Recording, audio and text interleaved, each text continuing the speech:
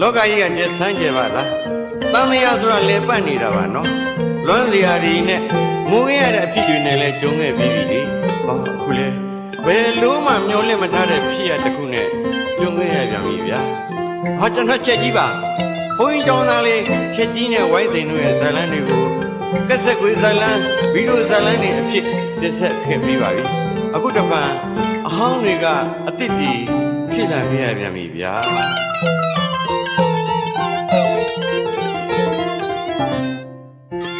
အတိတ်အကြောင်းတွေဟောင်းခဲ့ပြီမဲ့နောင်ရဲ့ဇလန်းတစ်ပုဒ်ကို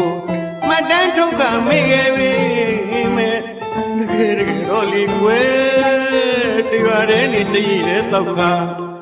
တယောက်နဲ့တယောက်အော်တွေ့နေမြင်နေကြားနေကြတော့မနေစိတ်နိုင်ဘူးကွယ်တစ်ချိန်ကအဖြစ်ဟောင်းကလေးတွေအတိတ်တစ်ဖန်ဖြစ်လာခဲ့ပြန်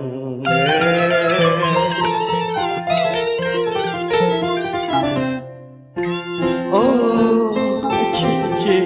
ငယ်ကချစ်တော့နှစ်တရားငယ်ချစ်တို့ရဲ့တန်ရုံးစီမပြေပါကိုယ်ချစ်ရသူနဲ့ပြန်လဲဆုံးပြီးတဲ့အခါဒီကဘာမှာပြောဆုံးလို့ဒီဝါလုံး